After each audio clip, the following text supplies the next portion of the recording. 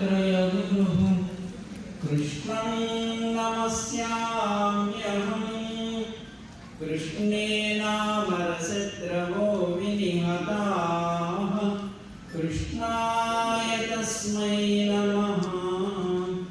कृष्णादेव समुत्थितं जगदिदं कृष्णस्य दासोऽस्म्यहम् कृष्णे तिष्ठति विश्वमेतदखिलं हे कृष्ण संरक्ष माम्।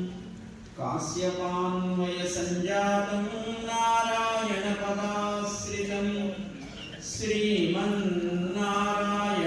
वन्दे यतीश्वर श्रियाजुषम्। ओम अस्मद्गुरुभ्यो नमः। प्रिय भगवद्बन्धुవులారా, గీత లోకానికి భగవంతుడి చేత అనుగ్రహించబడినటువంటి ఒక శుభ సమయాన్ని పురస్కరించుకొని, అంటే గీతా జయంతిని పురస్కరించుకొని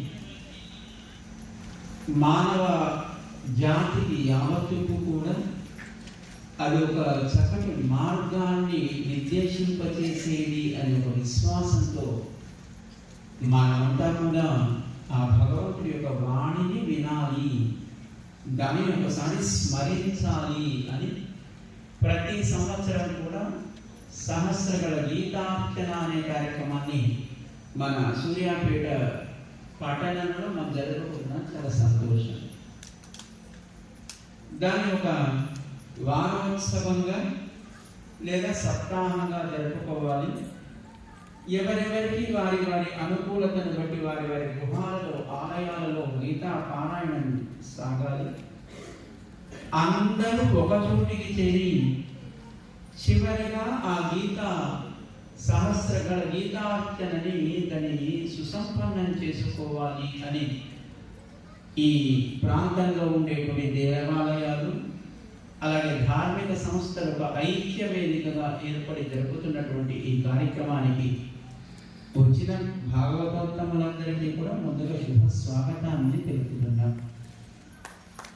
మనందరికీ తెలుసు, భగవద్గీత హిందువులకు మాత్రమే పరిమితమైనది కాదు.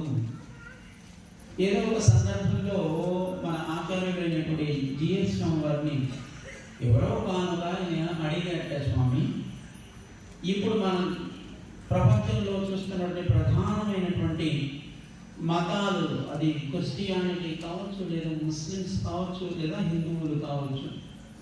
క్రిస్టియన్స్కి బైబిల్ మత గ్రంథంగా ఉంటే ముస్లిమ్స్కి ఖురాన్ మత గ్రంథంగా ఉంది కదా, భగవద్గీతని మన హిందువులకి మత గ్రంథంగా మనం దాన్ని స్వీకరించవచ్చునా, దాన్ని అంగీకరించవచ్చునా అని అడిగారట. మీరైతే ఏం సమాధానం చెప్తారు? దీన్ని మన మత గ్రంథంగా అంగీకరించాలా, అంగీకరించక్కర్లేదా? ఎందుకట? సర్వమానవాళికి జీవన గీత, సర్వమానవాళికి జీవన గీత. అలా కాదు. భగవద్గీత ఇందాక మనం విన్నాం, 5148 సంవత్సరాలకి పూర్వం కురుక్షేత్ర సంగ్రామ మధ్యలో కృష్ణుడు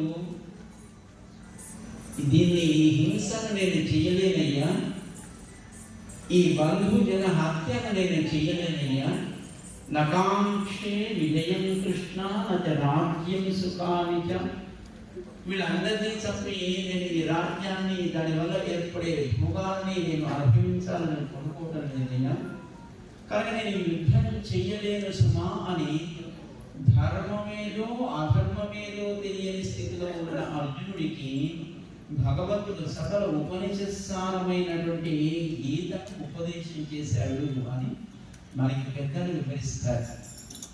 గీత సకల ఉపనిషత్సారము, మన సకల మానవ జాతికి, సకల లోకానికి ప్రమాణమైనది, పరమ ప్రమాణమైనది వేదం.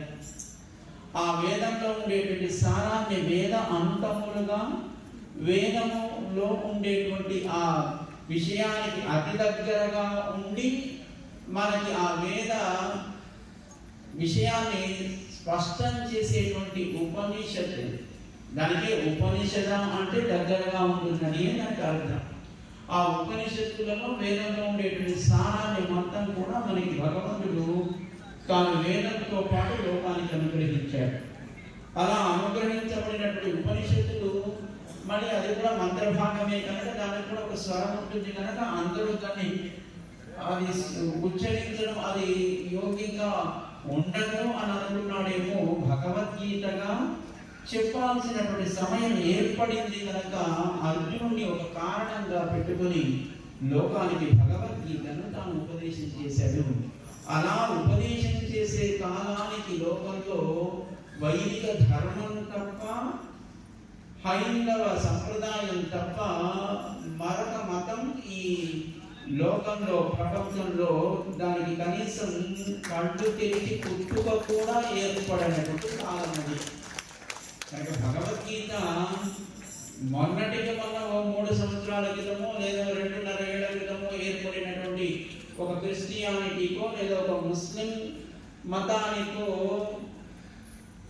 ఇవి ఏర్పడక ముందు సకల మానవాడి కోసం భగవంతుడు ఉపదేశం చేసినటువంటి ఆ సారం కనుక ఇది సకల మానవ జాతికి అది ఒక చక్కటి జీవన విధానానికి మార్గాన్ని నిర్దేశించేది కనుక కేవలం హిందువులకు మాత్రమే పరిమితం కాదయ్యా, ఇది అందరికీ చెందినది, సకల జీవజాతికి చెందినది అని జీఎస్వామి దానికి సమాధానం చెప్పడం జరిగిందట. అందుకే ఈనాడు అక్కడక్కడ మనం చూస్తూ ఉంటాం, స్కూల్స్లోనూ అక్కడక్కడ గీతా పోటీలు పెట్టినప్పుడు దాంట్లో ముస్లిమ్స్ పిల్లలు కూడా పాల్గొంటున్నారు. చక్కగా వాళ్ళు కూడా చక్కటి ఉచ్చారణతో గీతని వాళ్ళు కూడా చదువుతున్నారు. అలా వాళ్ళు కూడా బహుమతులను పొందుతున్నారు. అంతేకాదు మనకు గల్ఫ్ కంట్రీస్లో సౌదీ అరేబియా లాంటి దేశాల్లో కూడా వాళ్ళ పాఠ్య అంశముగా గీతను వాళ్ళు స్వీకరించారు అంటే మనం సిగ్గుపడాలి. ఎందుకంటే ఇది మతానికి చెందినదో లేదా ఇంకో దానికి చెందినదో అనేటువంటి భావన లేకుండా సకల మానవాళికి శ్రేయస్కరమైనది అని అందరూ తెలుసుకోవలసినది, అందరూ చదవవలసినది, అందరూ దీంట్లో ఉండే అర్థాన్ని ఆచరణాత్మకముగా తమ జీవన విధానముగా దాన్ని మార్చుకోవలసినది అని అక్కడెక్కడో ముస్లిమ్స్ అనో లేకపోతే అరేబియన్స్ అనో చెప్పబడేటువంటి ఇతర మతములని చెప్పబడేటువంటి వాళ్ళేమో భగవద్గీతను దాన్ని వాళ్ళ పాఠ్య అంశంగా వారు గ్రహిస్తే, మనం స్కూల్స్లో భగవద్గీత చెప్పాలంటే ఏమో అవుతుందేమోనండి, మళ్ళీ వాళ్ళు వచ్చి ఖురాన్ చెప్తామంటారు, వీళ్ళు వచ్చి మళ్ళీ ఇంకేదో బైబిల్ చెప్తామంటారు, గీత చెప్పమంటే మళ్ళీ వాళ్ళు వీళ్ళు వస్తే మళ్ళీ అది కొంచెం ఇబ్బంది కదా, అందుకే మా స్కూల్స్లో గీత అక్కర్లేదు అని చెప్పే స్థితిలో ఈ దేశం ఉంది అనంటే దానికి కారణం మనమే, మన పాలకులే, దీంట్లో అనుమానం లేదు. అందుకే మా వేణుగోపాలాచార్య గారు ఎందుకంత ఆవేదన పడ్డారు అంటే కారణం ఇదే. ఏది మానవ జాతికి శ్రేయస్కరమో దానిని అందించడంలో మతాన్ని అడ్డు పెట్టుకుని లేదా రాజకీయాన్ని అడ్డు పెట్టుకుని దాన్ని సమాజానికి అందకుండా చేసేటువంటి పాలకులు ఉన్నంత కాలము, అలా పాలకులను అనుసరిస్తూ ఉండేటువంటి ప్రజా ఉన్నంత కాలం ఏ దేశము బాగుపడదు. ఇది మనం గుర్తించాలి. మన సంస్కృతికి మన సంప్రదాయానికి తగినట్టుగా ధర్మాన్ని ఆచరించడంలో నిలబడి మనం ముందుకు వెళ్ళగలిగితే ధైర్యంతో అప్పుడే మన జాతిని మనం కాపాడుకోగలుగుతాం, మానవ జాతిని మనం కాపాడగలుగుతాం. ఆ ధర్మం ఏంటో తెలియక తాను చేసే యుద్ధం అధర్మం అనుకున్నాడు అర్జునుడు. కానీ తన క్షత్రియ ధర్మాన్ని పాటించాల్సినటువంటి ధర్మాన్ని మరిచిపోయి దాన్ని అధర్మం అనుకున్నాడు కనుక ధర్మమేదో అధర్మమేదో తెలియని అర్జునుడికి చెప్పాల్సి వచ్చింది. కర్తవ్యం ఇది సుమా అని కృష్ణుడికి ఆనాడు అలా ఏర్పడినటువంటి భగవద్గీతని మన జీవితంలో కూడా ధర్మాచరణలో ఏర్పడేటువంటి చిన్న చిన్న లోపాల విషయంలోనూ చెయ్యడంలో మనలో ఏర్పడేటువంటి సంశయాలను తొలగించడంలోనూ మనకి భగవద్గీత ఒక కరదీపికగా మన ఒక కాగడాగా అది మన జీవితాన్ని అజ్ఞానం అనే అంధకారం నుంచి జ్ఞానం అనే వెలుగు వైపు నడిపించేదిగా విశ్వసిస్తూ ఈనాటికి మన జాతి భగవద్గీతని అలాగే రామాయణ భారత ఇతిహాసాలని వాటిలో ఉండేటువంటి పురాణాలని మన జీవనానికి ఇవన్నీ కూడా ఒక ఆధారభూతమైనటువంటి వాంగ్మయముగా దాన్ని మనం భావన చేస్తూ ముందుకు సాగుతున్నాం. మన పెద్దలు మనకు అలాంటి మార్గాన్ని నిర్దేశిస్తున్నారు. వారి పట్ల వారు లోకానికి అనుగ్రహిస్తున్నటువంటి వాంగ్మయము పట్ల ఎప్పుడూ అది మన జీవితానికి సరైన మార్గాన్ని చూపించేది కనుక కృతజ్ఞతను మనం కలిగి ఉండాలి అని ఈ వేదికగా మనం ఒకసారి గీతను దాన్ని చదివేటప్పుడు పెద్దలు చేసిన ఉపకారాన్ని, వ్యాసుడు లాంటి మహనీయులు చేసిన ఉపకారాన్ని మనం స్మరించడం మన కర్తవ్యంగా భావిద్దాం. మన పిల్లలకి మన ప్రాంతంలో తెలిసిన వాళ్ళందరికీ కూడా అది స్కూల్స్ ద్వారా కావచ్చు లేదా జిఎస్ వారు అందించినటువంటి ప్రజ్ఞ అనేటువంటి ఒక అంశం ద్వారా కావచ్చు మన పిల్లలకి మన భారతీయ వైదిక సంప్రదాయాలకి కారణభూతమైనటువంటి వాంగ్మయాన్ని, దాంట్లో ఉండేటువంటి సారాన్ని మనం చెప్పకపోతే భావితరాలకు మళ్ళీ నేను ఈ భారతీయ సంస్కృతికి చెందిన వాళ్ళని చెప్పుకోగలిగేటువంటి భవిష్యత్తులో అలాంటి ఒక సమాజాన్ని మనం చూడడం కష్టం అవుతుంది. దాన్ని మనం గుర్తుంచుకోవాల్సిన అవసరం ఉంది. అందుకే దేవాలయాలు అలాగే ధార్మిక సంస్కరణని కలిసి ఒక ఐక్య వేదికగా ఇది మనందరి కర్తవ్యం సుమా. మన భారతీయ సంస్కృతి సంప్రదాయాన్ని తెలుసుకోవడం, తెలుసుకున్న దాన్ని కేవలం జ్ఞానంతో అది పరిమితం కాదు, దాని ఆచరణాత్మకం కావాలి, అది మన జీవన విధానం కావాలి అని ఆ దిశగా ఈ ప్రాంతంలో కార్యక్రమాలు చేస్తున్నందుకు ముందుగా మేము వారిని అభినందిస్తూ మంగళాశాసనం చేస్తున్నాం. దాని వెనకాతల ప్రధానంగా ఉండేటువంటి ఇద్దరు సహోదరులకు మేము మంగళాశాసనం చేసిన ఆచార్యులు ఎప్పుడు వారి కార్యక్రమాలలో తోడుండి వారిని మరింత సమాజ సేవలో, సంప్రదాయ సేవలో మంచి శక్తిమంతులు అయ్యేట్టుగా వారిని నడిపించుగాక ఆచార్యులు అని మేము కూడా ప్రార్థన చేస్తున్నాం. గీత కార్యక్రమం చేయాలంటే అమ్మో మన వల్ల అవుతుందో, మన వల్ల జీవింపజేయడం కోసం భగవంతుడు ఉపదేశం చేసినటువంటి గీత మనందరికీ కూడా ఉత్తమ గతిని కలుగజేయడం కోసమే లోకానికి ఆయన అనుగ్రహించాడు అని మనకి పెద్దలు వివరిస్తారు. అందుకే మనకి గీత ఉపనిష సారము, గీత మోక్షప్రదాయిని అని మనకి వెనకాల స్పష్టంగా మనకి దాన్ని తెలియజేస్తున్నారు. దాంట్లో మరి గీత పారాయణం చేయాలంటే సుమారు 2.5-3 గంటలు కూర్చోవాలి. మళ్ళీ మన దౌర్భాగ్యం ఎప్పుడో బ్రిటిషర్స్ కాలంలో వాళ్ళకి సండే హాలిడేగా ఉండాలి అని వాళ్ళు పెట్టుకున్నారు కనుక మనం దాన్నే ఇప్పటికీ పాటిస్తూనే మన జీవితాన్ని గడుపుతున్నాం. మనకి మంగళకరమైనటువంటి ఎన్నో రోజులు ఉన్నప్పుడు నిజానికి కాలంలో ఏది తక్కువ కాదు, ఏది ఎక్కువ కాదు. కానీ వాళ్ళకు అనుకూలంగా ఏదో ఒక రోజును పెట్టుకున్నారు. దాంట్లో ఎవరైనా పని చేస్తే వాడు శిక్షార్హులు అయ్యేట్టుగా ఆనాటి చట్టం ఉండేదట. కానీ మనం ఇప్పటికీ దాన్ని అనుసరిస్తున్నాం. అయినప్పటికీ మిగతా రోజుల్లో మళ్ళీ అంతా ఒక చోట కలిసే అవకాశం లేదు. మళ్ళీ ప్రభుత్వ ఉద్యోగాల్లోనో లేదా ఇతర బిజినెస్లోనో లేకపోతే స్కూల్స్ కాలేజెస్లోనూ ఉండే వాళ్ళంతా ఒక చోటికి చేరాలంటే మరి వాడెప్పుడో పెట్టిన హాలిడే అనే పిలుచుకునేటువంటి సండేని మనందరం ఒక చోట కలవగలుగుతాము అని ఆ తప్పనిసరి పరిస్థితుల్లో గీతా జయంతి ఏకాదశి నాడు ఏర్పడితే దాన్ని మనం కలిసి ఒకటిగా ఇప్పుడు ఇక్కడ జరుపుకుంటున్నాము. అది ఒక రకంగా అందరూ కలిసి ఒక చోటికి చేరడానికి కారణమైనప్పటికీ ఏది ఎప్పుడు జరిగిందో అప్పుడే జరుపుకోవడం అనేది నిజానికి అది మన కర్తవ్యం. కానీ మరి ఆ రోజు చేద్దాము అంటే ఏకాదశి నాడు ఎవరు వస్తారు? వాళ్ళ కార్యక్రమాలు ఉంటాయి. మనకి లోపల ఉండే ఆత్మ బాగుపడడం కంటే పైన ఆత్మని కలిగి ఉన్న శరీరానికి ఏర్పడే సుఖాన్ని ఆలోచించే స్థితిలో మనమంతా ఉన్నాం. ఆ స్థితిలో ఉన్న అర్జునుడికి భగవద్గీతను ఉపదేశం చేయాల్సి వచ్చింది భగవంతుడికి కురుక్షేత్ర సంగ్రామంలో. ఓ చక్కటి మాటను చెప్తారు. గీతా ఉపన్యాసాలు చాలా మంది చెప్తూ ఉంటారు, మనం వింటూ ఉంటాం టీవీలో. గీత గురించి తనకేం తెలుసో తెలియదు, గీత అంటే కాదండి నాకేం పరిచయం లేదు, ఆ అమ్మాయి ఎవరో నాకు తెలియదు అనే వాళ్ళు కూడా గీతా ఉపన్యాసాలు చెప్పే స్థాయికి లోకంలో ఉన్నారు అని అంటే మన స్థితి ఏ స్థాయిలో ఉందో మనం ఒకసారి ఆలోచించుకోవాలి.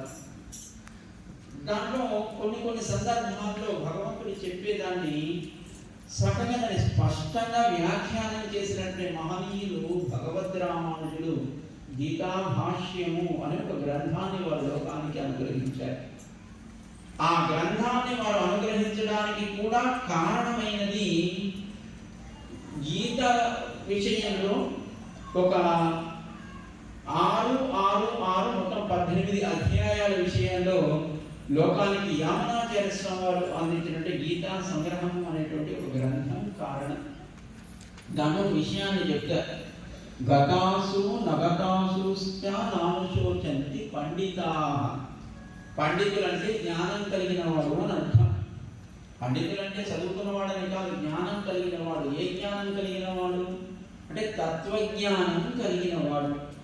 ఏది స్థిరము ఏది అస్థిరము, దేనిని మనం ఆశ్రయించాలి, దేనిని మనం జీవన విధానంలో దాన్ని ఒక వ్యవహారంగా మనం కొనసాగించాలి తెలియని వాడు అజ్ఞాని, తెలిసిన వాడే పండితుడు. గతాసు నగతాసు నానుశోచంతి పండితా అని అంటాడు కృష్ణుడు భగవద్గీతలో. ఏంటి దాని అర్థం? గతాసు అంటే వెళ్ళిపోయేవి, నగతాసు అంటే ఎప్పటికీ స్థిరంగా ఉండేవి. ఈ రెండు ఏవో తెలిస్తే మనకి లోకంలో భయం లేదు, కష్టం లేదు, ఏ రకమైనటువంటి సంశయము లేకుండా మన జీవితం సాగుతూ ఉంటుంది. క్షుద్రం హృదయ దౌర్బల్యం. మొట్టమొదట ఈనాడు పారాయణం చేసేటువంటి ఆ గీతా శ్లోకమాలికలో ఏది మనకి ప్రధానంగా మనకి తెలిసి ఆ సారం తెలుసుకోవాలో కొన్నిటిని మనకి గీతా శ్లోకమాలికగా బిఎస్వామి అనుగ్రహించారు. గీతా జ్యోతి కార్యక్రమాన్ని నిర్వహించినటువంటి సమయంలో దాంట్లో ఆ హృదయ దౌర్బల్యం ఏర్పడడం చేత కదా అర్జునుడు నేను యుద్ధం చెయ్యలేనని తన అస్త్ర శస్త్రాలని సన్యసించాడు. ఈ హృదయ దౌర్బల్యం ఏర్పడితే ఏ పనిని మనం చేయలేమయ్యా, ధర్మాన్ని మనం ఆచరించలేం కదా. కనుక ఆ హృదయ దౌర్బల్యం పోవాలి, ఆ హృదయంలో ఏర్పడేటువంటి ఆ దుర్బలత్వమో లేదా భయమో లేదా ఇంకో ఏదో ఒక కారణం చేత ఏర్పడే సంశయమో ఇవి పోవాలి అని అంటే ఏది స్థిరమో ఏది అస్థిరమో నీకు తెలియాలి అని కృష్ణుడు వివరిస్తూ గతాసు నగతాసు నానుశోచంతి. ఆ పండితుడైన వాడు దుఃఖించడు. దేని విషయంలో దుఃఖించడు? దీంట్లో రెండు చెప్పాడు కృష్ణ భగవానుడు. ఒకటి శరీరము, రెండు ఆత్మ. శరీరము నిజానికి మనం ఏదో శాశ్వతం అనుకుంటున్నాం కనుకనే దీనికి 3 పూటలా 4 పూటలా ఎప్పుడు ఏది అవసరమో దీనికోసం మనం స్వీకరిస్తూ దానికోసం ఏదో పొట్టకొట్టు కోసమే అన్ని పనులు చేస్తున్నట్టుగా మన జీవితాన్ని గడుపుతూ దీన్ని పోషిస్తూ దీన్ని నిలబెట్టుకోవాలని కోరుకుంటున్నాము. కానీ ఏదో ఒకనాడు ఇది వదలక తప్పదు, ఇది అస్థిరము. ఇది తెలిస్తే దీని సుఖం కోసం పరిగెత్తాల్సిన అవసరం, ప్రయాసపడాల్సిన అవసరం, దీనికోసం అబద్ధాలాడడం, దీనికోసం రకరకాల కుట్రలు కుతంత్రాలు చేయాల్సిన అవసరం ఏర్పడదు. మనిషిగా ఉండే ఒక అవకాశం ఏర్పడుతుంది.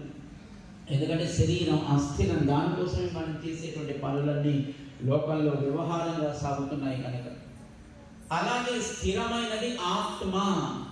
ఈ శరీరము స్థిరమనుకొని ఈ శరీరం కోసం మనం చేసే పనులన్నీ కూడా ఆత్మ పతనానికి కారణమవుతాయి. ఆత్మ నశించకూడదు. నశించడం అంటే ఆత్మ ఉన్నా లేనట్టుగా కనబడుట. మనంతా ఉన్నామా లేదా? ఉన్నామని అనుకుంటున్నామా లేదా? ఉన్నవాడు లేనట్టేనండి, ఎందుకు పనికిరాని వాడు ఉంటే ఏంటి లేకపోతే ఏంటి అని ఆ పక్కవాడు కూడా వీడు ఉన్నా లేకపోయినా లేదా ప్రయోజనం లేదు అన్నాడంటే మనం ఉన్నట్ట లేనట్ట. అలాంటి స్థితి ఏర్పడకుండా ఆత్మ ఎప్పుడు కూడా ఉత్తమ స్థితిలో ఉండాలి, ఉత్తమ గతిని పొందాలి. ఇది పతన అవస్థకు చేరకుండా ఉండాలి అని అంటే ఇది స్థిరమైనది. దీనిని మనం జాగ్రత్తగా ఉత్తమ గతి కలిగేట్టుగా దీనిని మనం ఆత్మ ఎలా ఉండాలో దాన్ని తెలుసుకొని అలా వ్యవహరించడం నిజమైనటువంటి జ్ఞాని యొక్క లక్షణం. ఇది స్థిరమైనది, దీన్ని కాపాడుకోవాలి. అది అస్థిరమైనది దాన్ని వదిలేయాలి. ఇప్పుడు మనం ఏదైనా ఒక గృహంలో ఉన్నామనుకోండి, అది రెంటల్ హౌస్, ఒక కిరాయి ఇల్లు. దాంట్లో ఉన్నామనుకోండి, మనకు నచ్చినట్టుగా ఉంటాం. పెద్దగా దాని గురించి పెద్దగా ఏముంటుంది, ఏ గోడకు ఏం చుట్టాలన్నా లేకపోతే ఎక్కడ ఫోటో పెట్టాలన్నా మనకు నచ్చినట్టుగా ఆ ఓనర్ గారి దగ్గర లేకపోతే మనకు నచ్చినట్టుగా దాన్ని వాడుతాం. అది ఏ స్థితిలో ఉందో కూడా పెద్దగా ఆలోచించరు. లేదు, మనం ఏదో ఒక పూట ఒక చోట ఉండడానికి వెళ్ళాము, ఏముంది అక్కడికి ఆ పూట మన కార్యక్రమం అయిపోయింది, ఎక్కడ చెత్త అక్కడ వదిలేస్తాము, ఎక్కడ ఏది వాడిందో అక్కడ వదిలేస్తాము, మన పాటికి మనం వెళ్ళిపోతాం. దాన్ని మళ్ళీ శుభ్రం చేయాలని అనిపించదు. కారణం అది మనకి స్థిరమైనది కాదు. ఆ పూట ఆ గడవడానికి ఒక ఆవాసంగా ఉంది, అక్కడి నుంచి మనం బయలుదేరి వెళ్ళిపోతున్నాం కనుక దాన్ని మళ్ళీ శుభ్రం చేయాలనే ఆలోచనే రాదు మనకి. అదే మనముండే ఇల్లు మనం కొనుక్కున్నది, మనకు అది శాశ్వతం అనుకుంటున్నది. దాన్ని ప్రతిరోజు పూటకొకసారి దాన్ని కడుగుతున్నాం, తుడుస్తున్నాం, శుభ్రంగా పెట్టుకుంటున్నామా లేదా? అది స్థిరం అన్నప్పుడు దాన్ని జాగ్రత్త పెట్టుకోవాలనే బుద్ధి మనకు ఏర్పడుతుంది. అది అస్థిరం కదా, దీన్ని పట్టించుకోవాల్సిన అవసరం లేదనేటువంటి ఒక ఆలోచన మనలో ఏర్పడుతుంది. ఒక్కొక్కసారి అది కూడా తప్పి అయినప్పటికీ వ్యవహారంలో అస్థిరమైన దాన్ని పెద్దగా పట్టించుకోము, స్థిరమైన దాన్ని ఎప్పుడు జాగ్రత్త పెట్టుకోవాలనుకుంటాము. స్థిరమైనది ఆత్మ, దాన్ని ఉజ్జీవనానికి తగినట్టుగా భగవంతుడు ఉపదేశం చేసినట్లు వేదము, వేద వాంగ్మయాన్ని ఆధారంగా చేసుకుని ఆత్మను ఉజ్జీవింపజేసుకోవడం మంచి లక్షణం, జ్ఞాని యొక్క లక్షణం. అస్థిరమైనటువంటి శరీరాన్ని మనం ఏం చేసినా ఎప్పుడో ఒకప్పుడు దాన్ని వదలక తప్పదు కనుక దానికోసం మన బుద్ధిని అన్ని రకాలుగా పాడు చేసుకోవడం కంటే స్థిరమైన ఆత్మను ఉజ్జీవింప చేసుకోవడం కోసం చేయాల్సినటువంటి కార్యక్రమాల పట్ల మన బుద్ధిని కనుక మనం పెట్టగలిగితే అది శాశ్వతమైనటువంటి ఉత్తమ స్థితిని కలుగజేస్తుంది. ఇది మనం తెలుసుకోవాలి. గతాసు నగతాసు నాశోషండి పండితాః. కనుక పోయే శరీరం కోసం ఏడ్చినా ప్రయోజనం లేదు, పోని ఆత్మ కోసం ఏడవాల్సినటువంటి అవసరము లేదు. ఇది పోదు అని తెలిసినప్పుడు ఎందుకు ఏడుస్తాం? ఎవరికైనా భయం ఎందుకుంది? ఎప్పుడు పోతామో ఎప్పుడు మృత్యు వస్తుందో, ఎప్పుడు మరణం వస్తుందో, ఇదే కదా మనకుండే దుఃఖం. ఎంత డబ్బున్నవాడైనా ఏమీ లేనివాడైనా వాడు భయపడేది లేదా దుఃఖించేది కేవలం ఒకదానికే, అదే మృత్యువు. అదే మృత్యువు దేనికి? మరణం దేనికి? ఆత్మగా శరీరానికి. కానీ ఇది ఏం చేసినా పోతుంది, దాని గురించి ఏడిస్తే ఏంటి ప్రయోజనం? ఆ లోపల ఉండే ఆత్మ ఎప్పుడు నశించనిది. నయనం చింతన శస్త్రాన్ని నయనం దహతి పావక నైనం ప్రేతయంతి ఆపహ శోచయతి మారుత. ఏ రకంగా కూడా నశించదు. ఆత్మ శాశ్వతమైనది అని భగవంతుడు దాన్ని స్పష్టం చేసిన తర్వాత నిజానికి మనం కూడా గీత విన్నా వినకపోయినా మనం ఎప్పుడు ఉంటామనే ఒక భావన అయితే ఉంటుంది కదా. ఆత్మ శాశ్వతమైనది, దాని గురించి ఏడవాల్సిన అవసరం ఎందుకు వస్తుంది?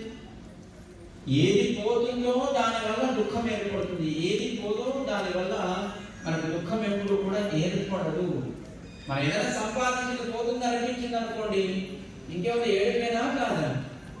కానీ ఇది స్థిరంగా ఉంది, ఎవడో మన దగ్గరికి లాక్కోడు, దాని గురించి ఎందుకు ఏడుస్తాం కనుక ఇది తెలిస్తే మనలో మన జీవనానికి కావలసినది ఏదో దాన్ని మనం ఎలా వ్యవహరించాలో తెలుస్తుంది. అందుకోసం 18 అధ్యాయాలు 700 శ్లోకాలని భగవంతుడు అర్జునుడికి ఉపదేశం చేశాడు.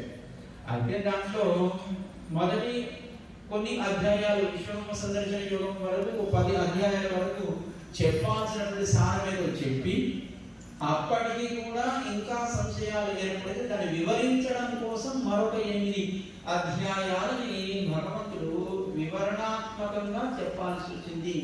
18 అధ్యాయాలని అర్జునుడికి ఉపదేశం చేశాడంటే అర్జునుడి కోసం కాదయ్యా, ఆ తర్వాత ఏర్పడేటువంటి మానవ జాతి తాను తన ఆచరణ ఎలా ఉండాలో తెలుసుకోవడం కోసం స్వామి ఆ వేద సారాన్ని లోకానికి అర్జునుడు ఒక కారణంగా పెట్టుకొని ఉపదేశం చేశాడు అని అంటారు పెద్దలంతా కూడా.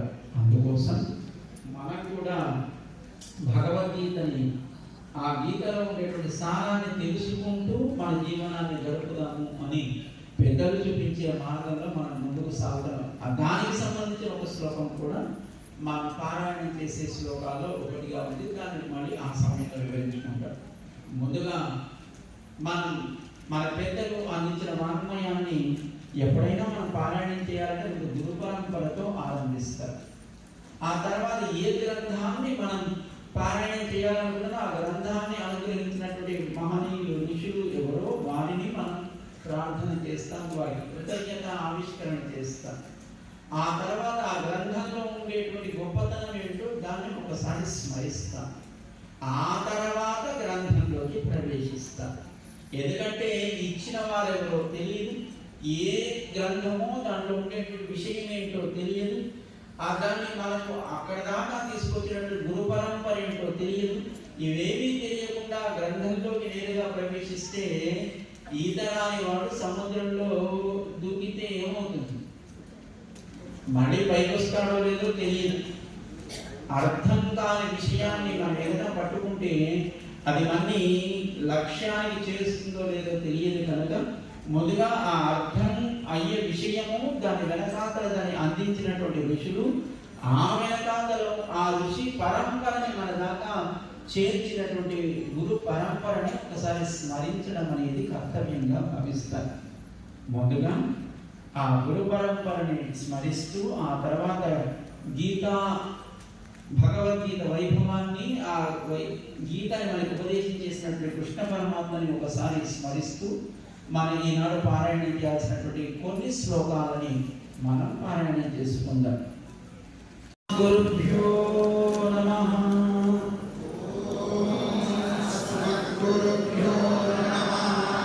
శ్రీశైలే సదయా పాత్రం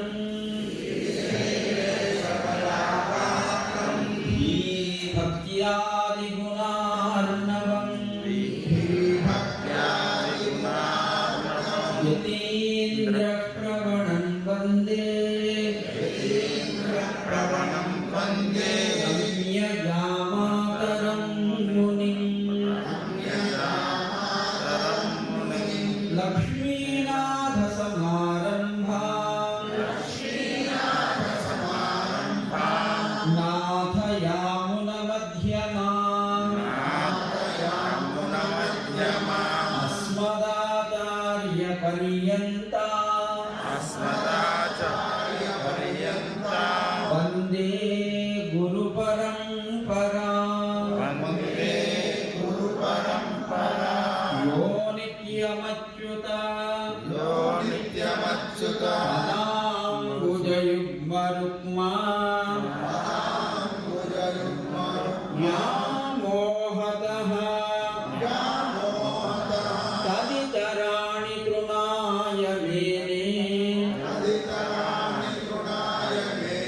అస్మద్గురోః భగవతోస్య దయైకసింధోః రామానుజస్య చరణం శరణం ప్రపద్యే మాతా పితా యువతయస్తనయా విభూతిః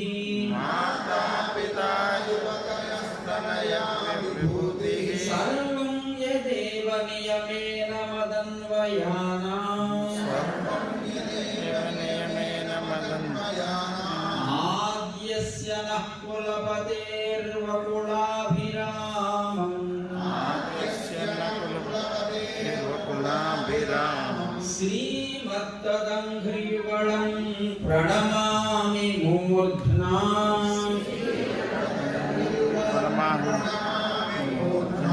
भूतं सरस्य महदाह्वय भट्टनाथ श्री भक्तिसार कुलशेखर योगी वाहन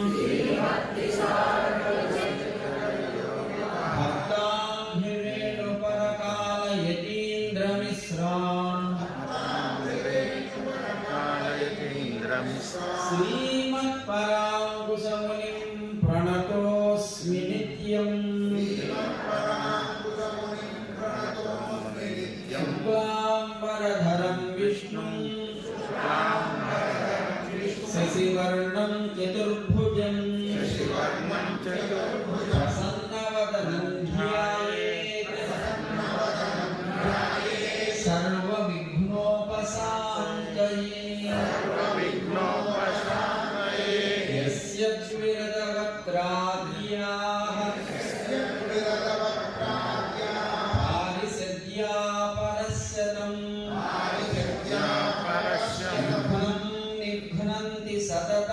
निघ्नं निघ्नन्ति सततं विश्वक्सेनं तमाश्रये व्यासं वसिष्ठनप्तारं शुद्धेः पौत्रमकल्मषम्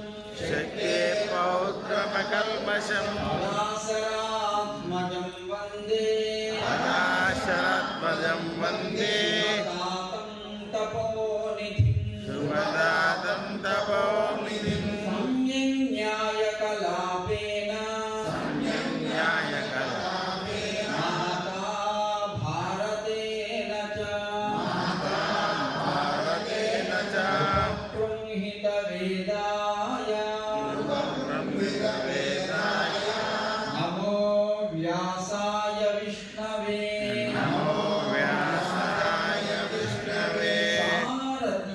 सारथ्यमर्जुनस्यादो कुर्वन् गीतामृतं दधौ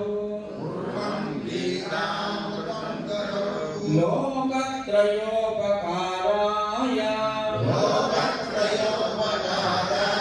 तस्मै कृष्णात्मने नमः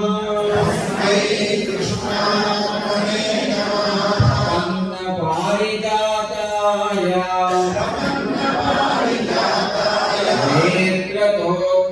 नेत्रतोक्तैकपाणये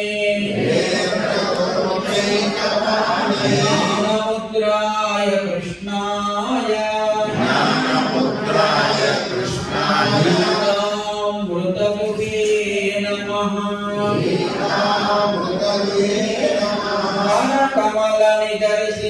करकमलनिदर्शितात्ममुद्रः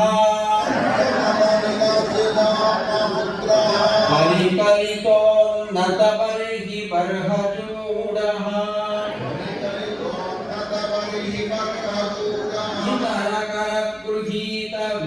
इतरकरगृहीतवेत्रतोत्रः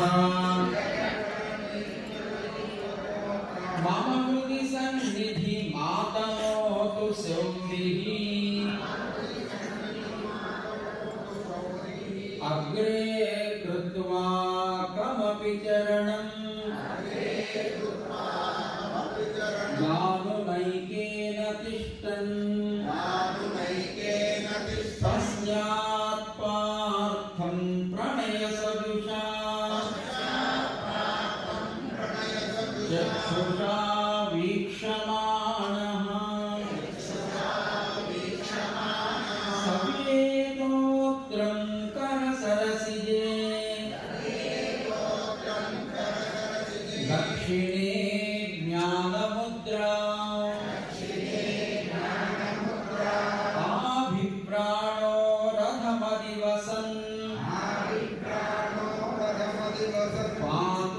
సూతవేషః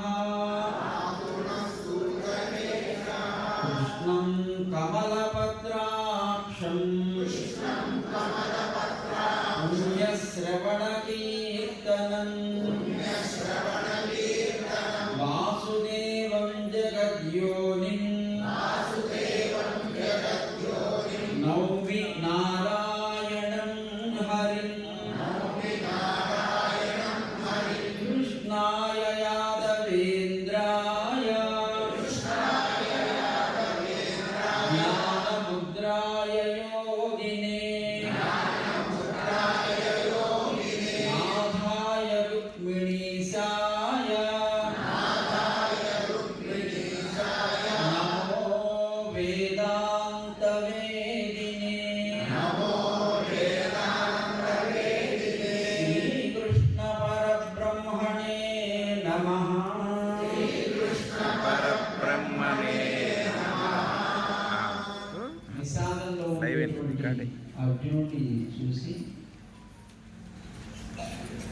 కారుణ్యం చేత భగవంతుడైనటువంటి కృష్ణుడు అర్జునుడికి జ్ఞానాన్ని జ్ఞానము చేత ఆచరణ ఏర్పడేట్టుగా చేయాలి అని అర్జున విషాద యోగంతో ఆరంభించాడు.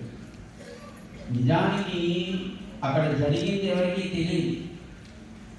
కృష్ణుడు భగవద్గీతను ఉపదేశం చేసేటప్పుడు కేవలం కృష్ణార్జునుడు మాత్రమే స్పృహ కలిగి ఉన్నారు, భీష్ముడు తప్ప. మిగతా వాళ్ళంతా కూడా కృష్ణుడి యొక్క మాయ చేత వాళ్ళంతా కూడా స్పృహలో లేరు. ఏం జరుగుతుందో వాళ్ళకి ఎవరికీ తెలియదు. 18 అక్షౌహిణుల సౌన్యం అక్కడ కేవలం మనుష్యులే కాదు, గుర్రాలు, ఏనుగులు, చేతన అచేతనములన్నీ కూడా ఒక చోట చేరి ఉన్నాయి. వస్తుజాతంగా ఉండేటువంటి ఆయుధాలు అట్లాగే చైతన్యం కలిగి ఉన్నాయని అనుకునేటువంటి జంతువులు, మనుష్యులు, వీళ్ళంతా కూడా అంతా అచేతనమై అక్కడ చేరి ఉన్నటువంటి సమయంలో అర్జునుడిలో ఏర్పడినటువంటి విషాదాన్ని తొలగించడానికి భగవంతుడి గారిని ఉపదేశం చేస్తే కృష్ణుడి యొక్క అనుగ్రహం చేత ఏమయ్యా మా వాళ్ళు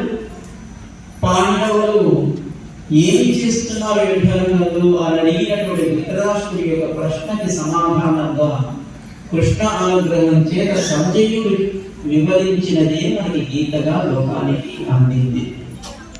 దాంతోనే మనకి గీత ఆరంభమవుతుంది. నిజానికి గీత మనకు తెలిసినది ఏకాదశి నాడు, దానికి ముందే గీత ఒక 8 రోజులు యుద్ధం పూర్తయిన తర్వాత భీష్ముడు పడిపోయిన తర్వాత ఎవయా మా వాళ్ళు ఏం చేస్తున్నారు, వాళ్ళు ఏం చేస్తున్నారు అని అడిగిన ఆ ధృతరాష్ట్రుడి ప్రశ్నకి సమాధానంగా లోకానికి భగవద్గీత దాన్ని మనం తెలుసుకోగలిగాం. దాన్ని మన గీతా జయంతిగా మనం దాన్ని ఒక పండుగగా జరుపుకుంటారు. వివరించిన వాడు సంజయుడు. ధృతరాష్ట్రుడు అడిగాడు, ధృతరాష్ట్ర ఉవాచ ధర్మక్షేత్రే కురుక్షేత్రే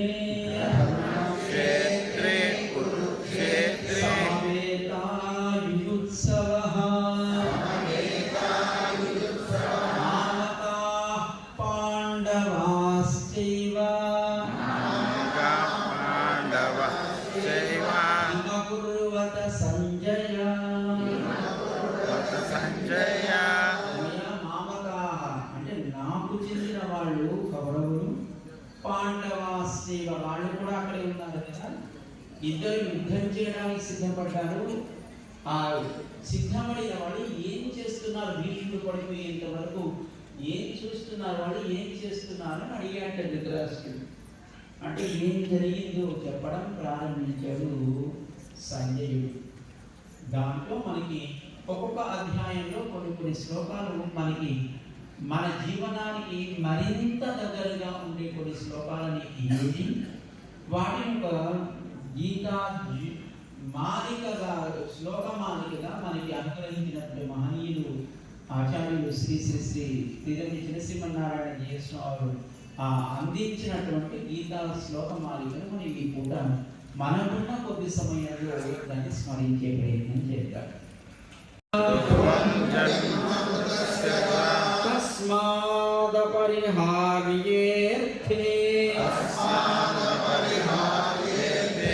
నత్వం శోచితుమర్హసి. శరీరాన్ని పొందినవాడు అంటే పుట్టినవాడు దాన్ని వదలక తప్పదు, తిరిగి కర్మ చేత మళ్ళీ మరొక శరీరాన్ని పొందక తప్పదు. ఇది సంసారం అనేటువంటి ఒక చక్రం.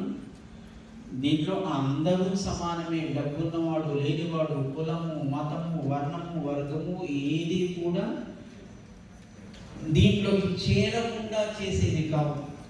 కానీ ఇది అనివార్యమయ్యా, అనివార్యమైన దానికి తప్పదు అన్న దాన్ని ఇంకా ఏడిచి ప్రయోజనం ఏంటి కనుక నత్వం శోచితుమర్హసి. దాన్ని మళ్ళీ మళ్ళీ మళ్ళీ మళ్ళీ స్మరిస్తూ దాన్ని దుఃఖించడం కంటే దానికి బయటికి రావడానికి ఏం చెయ్యాలో తెలుసుకో. ఇది కృష్ణుడు చెప్తున్నాడు.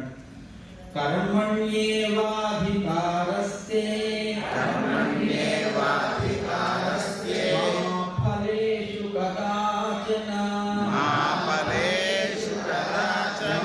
కర్మ ఫలహేతుర్భూః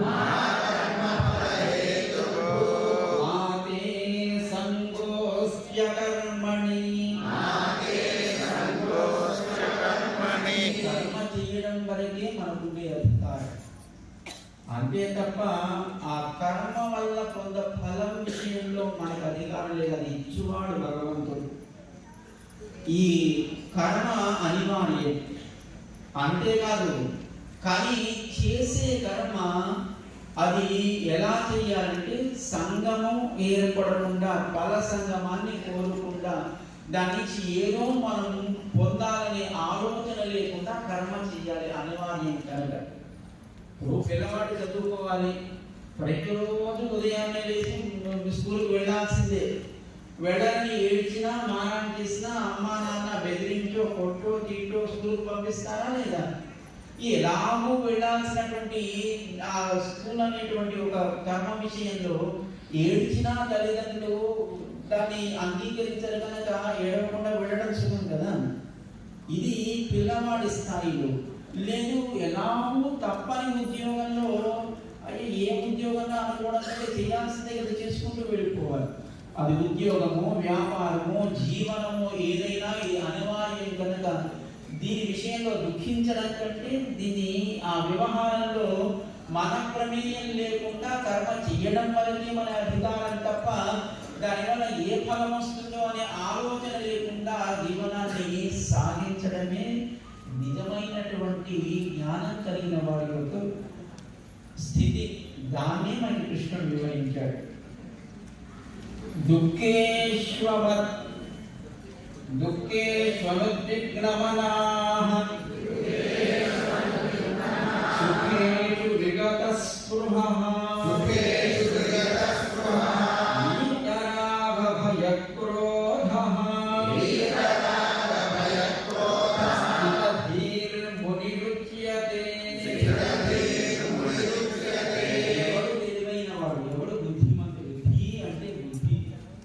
ఎవడు బుద్ధిమంతుడు అంటే కృష్ణుడు చెప్తున్నాడు.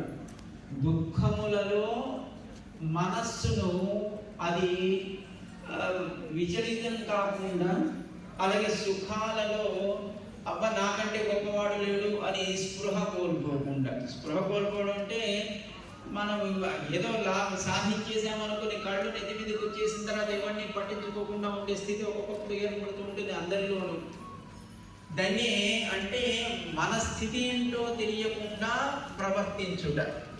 పెద్దల విషయంలోనూ లేదా మేలు చేసిన వాళ్ళ విషయంలోనూ లేదా మన ఉన్నతికి కారణమైన వాళ్ళ విషయంలోనూ కూడా పట్టించుకోకుండా ఉండుట, స్పృహ లేకుండా ఉండుట అని దాని అర్థం.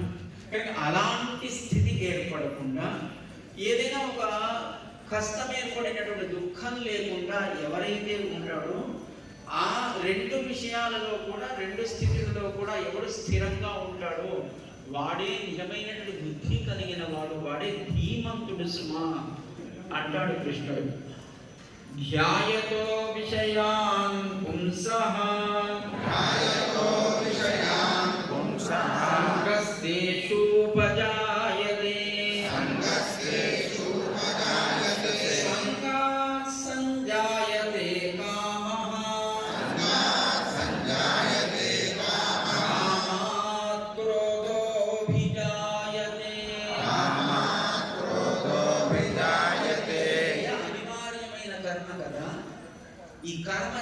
మరణం తప్ప వేరు గతి లేని వాళ్ళం కదా.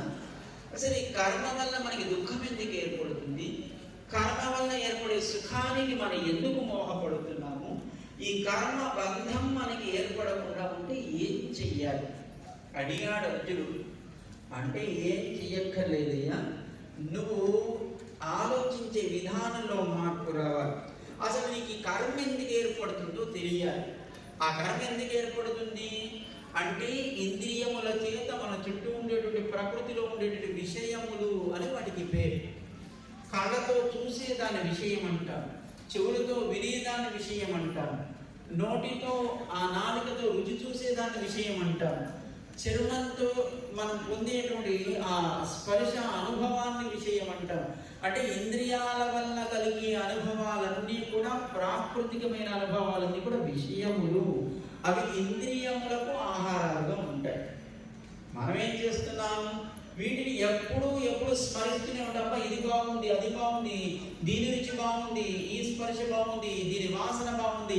ఇంద్రియాల చేత మనం ప్రాకృతికమైన విషయాలని అనుభవించడమే కాదు, వాటిని ఎప్పుడు స్మరిస్తూ ఉంటాము. ఒకసారి ఏర్పడిన అనుభవాన్ని మళ్ళీ గుర్తుకు తెచ్చుకొని అది దుఃఖమో సుఖమో.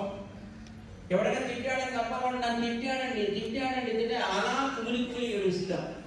ఏదైనా మనకు మంచి మాట, అబ్బా వీడు గొప్పవాడని ఎవడైనా మనం పొగిడాడు అనుకోండి, అబ్బా వాడు నన్ను పొగిడాడు, దాన్ని స్మరిస్తూ మోహంలో పడిపోతాం. ధ్యాయతో విషయాన్ పుంసః అంటే జీవుడు, పురుషుడు అని అర్థం.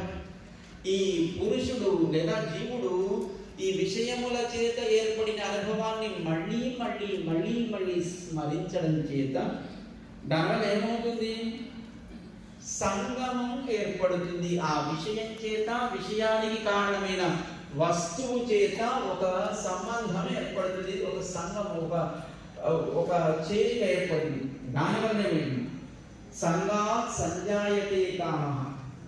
ఆ వస్తువు యొక్క అవసరం లేకపోయినా దాన్ని పొందాలనే కోరిక ఏర్పడుతుంది. కామము అంటే కోరిక. ఆ సంగమం వల్ల ఇది నాకు కావాలి, ఇది నాది అనే ఒక అహంకార మమకారాలు, దానికి కారణమైనటువంటి కర్మ అది ఏర్పడుతుంది. సంగా సంజాయతే కామః. అది లభించలేదనుకోండి ఏం చేస్తాను? చిన్నపిల్లవాడికి చాక్లెట్ కావాలి, అమ్మని అడిగితే ఇవ్వనండి, ఎదురుగా కనబడుతుంది. పిల్లవాడు అమ్మ ఇవ్వాలంటే ఏం చేస్తాడు? దుఃఖించడం మొదలు పెట్టాడు. అప్పటికి ఏడిస్తేనన్నా అనిపిస్తుంది అనుకుంటాడు బాబు, కానీ ఏడిచ్చినా ఇవ్వద్దు అనుకుంది అమ్మ. అప్పుడేమో దానివల్ల ఒక రకమైన ఆవేశం ఏర్పడింది. దానికి క్రోధం అని పేరు. సంగా సంజాయతే కామః కామాత్ క్రోధోభిజాయతే. అది వాడిలో కూడా వాడు అమ్మ నాన్న పెద్దవాళ్ళ కన్నవాళ్ళ ఏమే ఉండవు. వాడు కూడా ఏదో తిట్టాలనేటువంటి స్థితికి చేరుతాడు. అమ్మ విషయంలో కూడా వాడు ప్రవర్తించే విధానం మారిపోతుంది. కానీ క్రోధం ఏర్పడింది. క్రోధం వల్ల దానివల్ల ఏం ఏర్పడుతుంది తర్వాత శ్లోకంలో చెప్పాడు. క్రోధాద్భవతి సమ్మోహః సమ్మోహాత్ స్మృతి విభ్రమః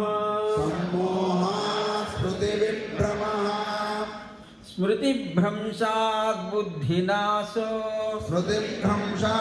బుద్ధినాశాత్ ప్రణశ్యతి. అది లేకుండా ఉండాలంటే ఏం చేయాలి?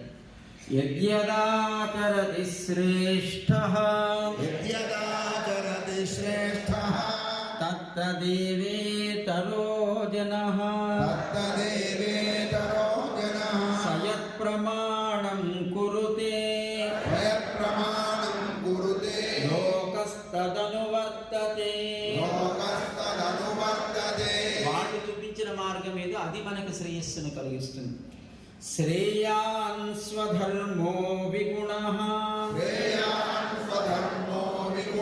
పరధర్మా స్వనుష్ఠితాత్ స్వధర్మే నిధనం శ్రేయః పరధర్మో భయావహః. కోసమే నేను ఎప్పుడూ ఈ లోకంలో అవతరిస్తానని చెప్పాడు కృష్ణుడు. యదా యదా హి ధర్మస్య గ్లానిర్భవతి భారత అభ్యుత్థానమధర్మస్య తదాత్మానం సృజామ్యహం. తాను అవతరించి ఏం చేస్తాడు? పరిత్రాణాయ సాధూనాం వినాశాయ చ దుష్కృతాం ధర్మ సంస్థాపనార్థాయ సంభవామి యుగే యుగే. దానికి తాను ఎట్లా కారణమవుతున్నాడో చెప్తున్నాడు. బ్రహ్మార్పణం బ్రహ్మహవిః బ్రహ్మాగ్నౌ బ్రహ్మణాహుతం బ్రహ్మైవ తేన గంతవ్యం బ్రహ్మకర్మ సమాధినా. అలా భగవంతునే సర్వస్వం అనుకోవాలంటే మనకు జ్ఞానం ఏర్పడాలి.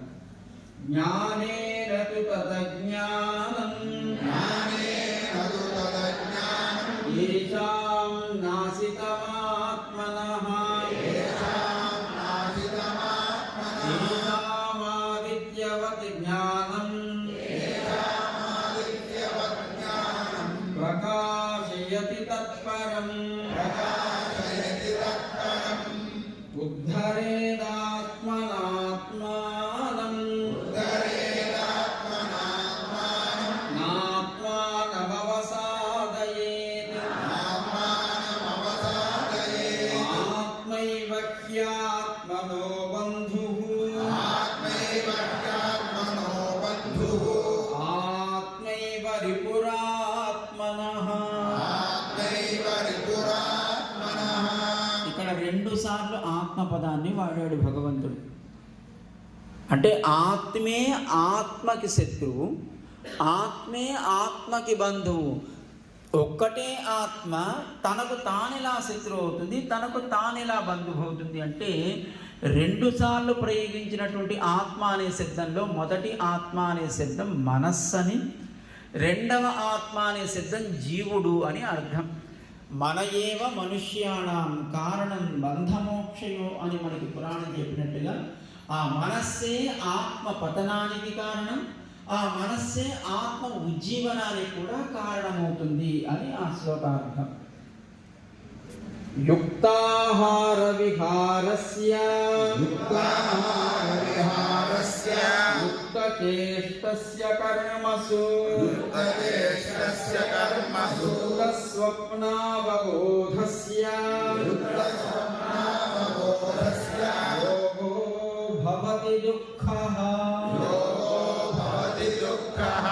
సరైనటువంటి జీవన విధానం, దానికి తగిన ఆహారం నియమం, దానికి తగినట్టుగా మన జీవన విధానం, అలాగే నిద్ర లేచే సమయం, అలాగే నిద్రించే సమయం, ఇవన్నీ కూడా యుక్తమై ఉంటే ఏది అవసరమో దానికి తగినట్టుగా మన జీవన విధానం ఉంటే అదే మనకు దుఃఖాన్ని కలిగించకుండా ఉంటుంది.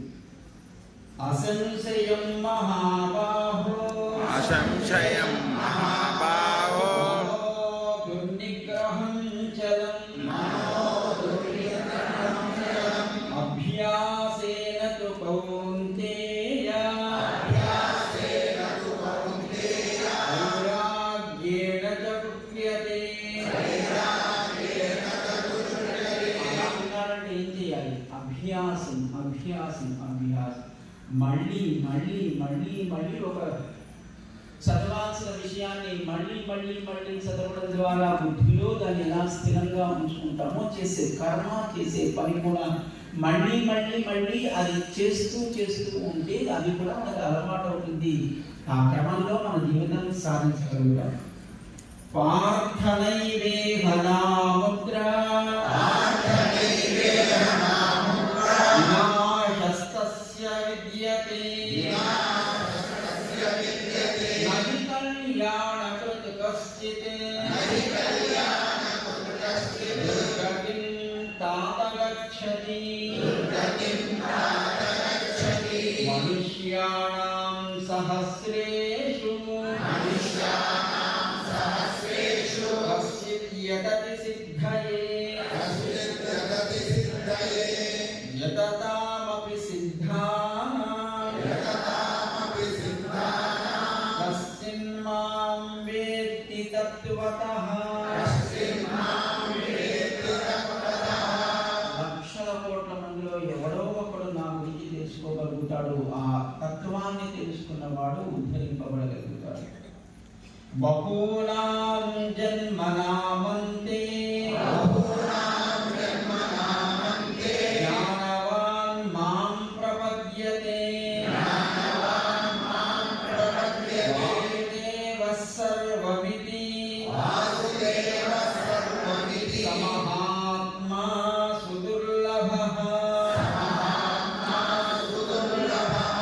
జనమరణ చక్రంలో నువ్వు ఎన్ని శరీరాలను మార్చావు నీకు తెలియదు, కానీ ఎన్నిసార్లు నేను నిన్ను ఉద్ధరించడం కోసం అవతరించానో నాకు తెలుసయ్యా. దీన్ని ఎవడు తెలుసుకోగలుగుతాడో వాడు ఉద్ధరింపబడగలుగుతాడు. అలాంటి వాడు దుర్లభం సుమా ఈ లోకంలో అంటాడు కృష్ణుడు. అంతకాలే చ మామేవ స్మరన్ ముక్త్వా కళేవరం యః ప్రయాతి సమద్భావం యాతి నాస్త్యత్ర సంశయః. శరీరాన్ని వదిలేటప్పుడు నన్నే స్మరిస్తాడో వాడు నన్నే చేరుతాడు. ఆ బ్రహ్మ భువనాల్లోకాః పునరావర్తినోర్జున మాముపేత్యతు కౌంతేయ పునర్జన్మ న విద్యతే. బ్రహ్మగారి లోకానికి చెందిన మళ్ళీ పుట్టక తప్పదు. ఎవడైతే నన్నే ఆశ్రయిస్తాడో వాడికి పునర్జన్మ మళ్ళీ ఉండదు. ఈ సంసార చక్రంలోకి కర్మబంధంలోకి వాడు చేరడు సుమా అంటాడు భగవంతుడు. అనన్యాశ్చింతయంతో మాం ఏ జనాః పర్యుపాసతే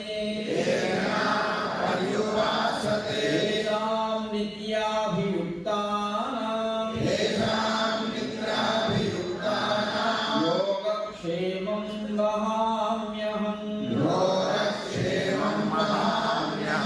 ఈ భౌతికమైనటువంటి ప్రాకృతికమైనటువంటి సంబంధాన్ని సుఖాలని భావించకుండా ఎవరైతే నన్నే ఉపాసిస్తారో వారి యొక్క యోగక్షేమాన్ని నేనే వహిస్తాను. యోగం అంటే పొందవలసినది, క్షేమం అంటే పొందబడినది స్థిరముగా ఉండేట్లు చేయుట. ఆ రెండు నేనే వహిస్తానంటాడు. పత్రం పుష్పం ఫలం తోయం యో మే భక్త్యా ప్రయచ్చతి తదహం భక్త్యుపకృతం అస్నామి ప్రయతాత్మనః. చేస్తే భగవంతుడు ఆనందిస్తాడు. అంటే నువ్వేం చేసినా ఆయనకి ఎంత చేసినా తక్కువే, కానీ భక్తి చేత నువ్వు ఏం చేసినా అది ఆయన ఆనందానికి కారణమవుతుంది. పాత్రము, పుష్పము, ఫలము, తోయము ఏదో ఒకటి ఆయనకి సమర్పించేటప్పుడు సమర్పణ భావం కావాలి. నేను సమర్పిస్తున్నాననే అహంకారం కానీ, నా వస్తువుని నేను సమర్పిస్తున్నాననే మమకారం కానీ లేకుండా ఎవడు తనని తాను సమర్పించుకుంటాడో వాడి విషయంలో భగవంతుడు ఎప్పుడూ తాను సులభుడై ఉంటాడు. అహమాత్మా గుడాకేశ సర్వభూతాశయస్థితః అహమాదిస్య మధ్యం చ భూతానాం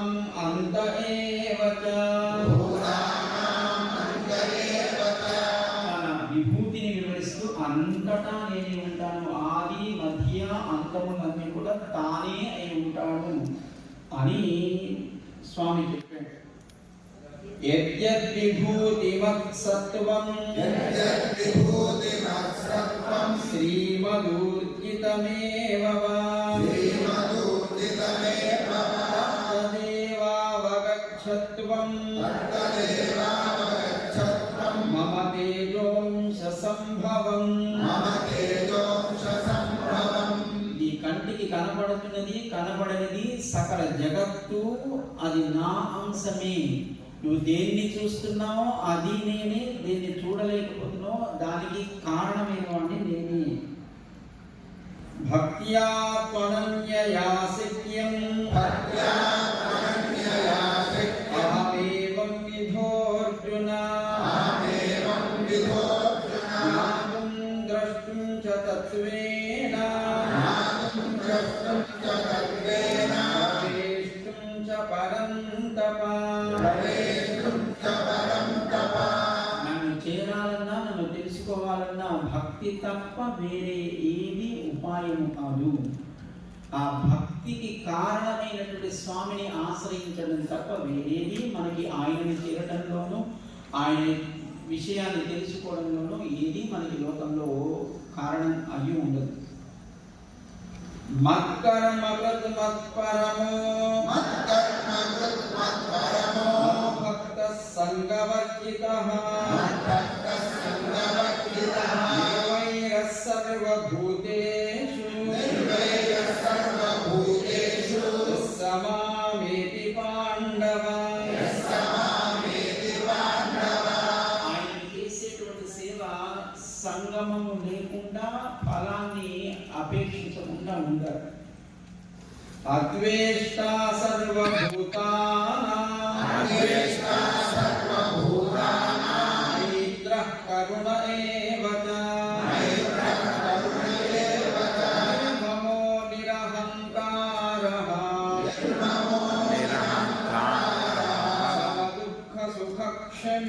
సమదుఃఖ సుఖక్షమీ. భగవంతుడు అంతటా ఉంటాడు కనుక ఇది మనకి అనుకూలమైనది ఇది ప్రతికూలమైనటువంటి ద్వేషము లేదా ఆ రకమైనటువంటి మనస్థితి లేకుండా అందరి పట్ల మైత్రి కరుణ కలిగి ఉన్నవాడే తనని చేరగలుగుతాడు. సంతుష్ట సతతం యోగి ఆత్మా దృఢ నిశ్చయః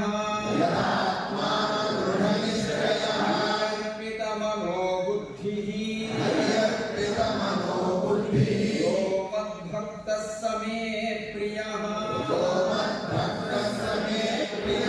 తనకి ఎవరి ఇష్టమో భగవంతుడు చెప్తున్నాడు. ఏది తనకి లభించినా అది భగవద్ అనుగ్రహంగా ఎప్పుడు మనస్సు ఆనందంతో ఉంటాడు. ఎవడు భగవంతుడే ఉపాయమని దృఢమైనటువంటి నిశ్చయం కలిగి ఉంటాడు, ఎవడు తన మనస్సును భగవంతుడి విషయంలో అర్పిస్తాడో వాడే తనకు ప్రియమైన వాడట. సర్వతః పాణిపాదం తత్ సర్వతోక్షి శిరోముఖం సర్వతః శృతిమల్లోకే సర్వమావృత్య తిష్టతి. భగవంతుడి చేతనే వ్యాప్తమై ఉన్నది. సమం పశ్యన్ హి సర్వత్ర సమస్థితమీశ్వరం నహి నస్యాత్మనాత్మానం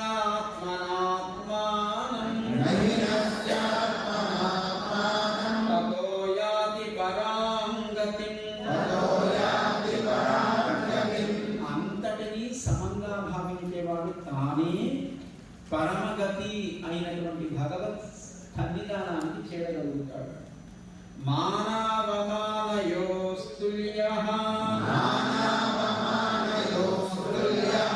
తుల్యో మిత్రారిపక్షయోః సర్వారంభ పరిత్యాగి గుణాతీతః స ఉచ్యతే.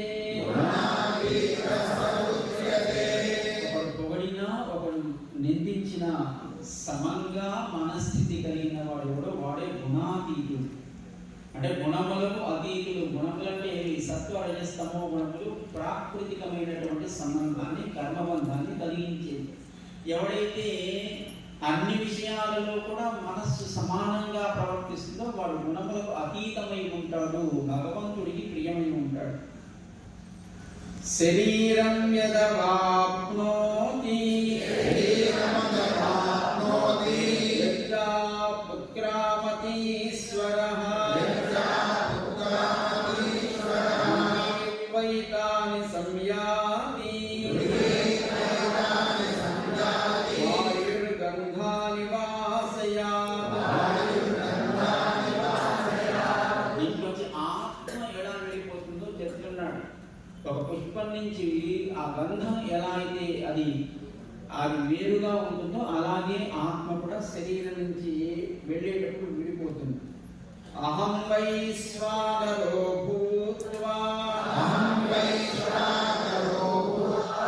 ప్రాణినాం దేహమాశ్రితః ప్రాణాపాన సమాయుక్తః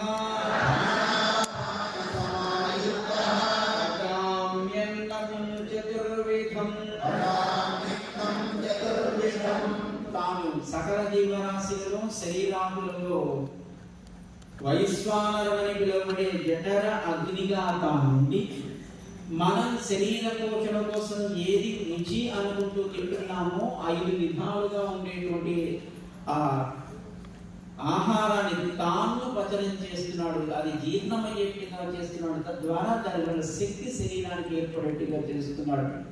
ఆయనే తాను లోపల లేకుంటే మళ్ళీ రెండో పూట తినాలనిపించదు, తినే అవకాశం కూడా ఉండదు.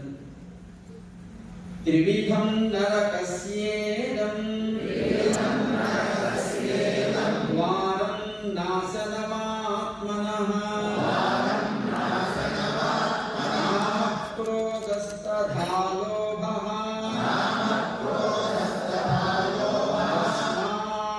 తస్మాదేతత్రయం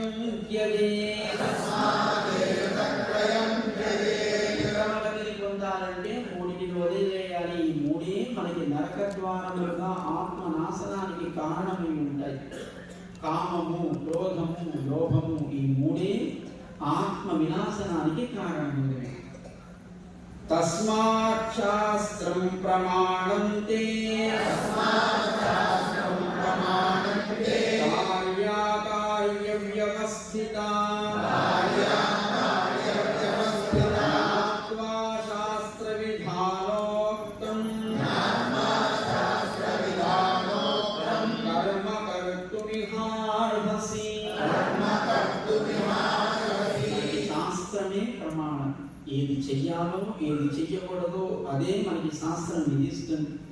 కురు మా కురు దీనే మనకి గోధమ్మ వారు తన ధనుర్మాస వ్రతంలో తిరుప్పావై వ్రతంలో 2వ పాసురంలో నియమావళిగా మనకి లోకానికి అనుగ్రహించింది. ఏం చెయ్యాలి ఏం చేయకూడదు అదే వేదం చెప్పింది. ఈ వేదానికంతటికి మహావృక్షమై ఉండేటువంటి వేదానికంతటికి బీజ రూపంలో ఉండేటువంటి 30 పాసురాలలో తిరుప్పావై అనేటువంటి ప్రబంధంలో అమ్మ మనకి దాన్ని స్పష్టం చేసింది అని అంటాడు పెద్దలు వ్యాఖ్యానకర్తలు. కానీ వేదం ఏం చెప్పిందో దాన్ని ఆచరించు, వేదం ఏం చెయ్యొద్దని చెప్పిందో దాన్ని త్యజించు. ఇది మనకి స్వామి చెప్పాడు. అనుద్వేగకరం వాక్యం సత్యం ప్రియహితం చయత్ స్వాధ్యాయాభ్యసనం చైవ వాంగ్మయం తప ఉచ్యతే. తపస్సు అంటే ఏంటో చెప్పింది. మాట్లాడే మాట ఉద్వేగకరం కాకుండా ఎదుటివాడి మనసుకు కష్టం కలగకుండా ఉండాలి. అలాగే అది సత్యమై ఉండాలి.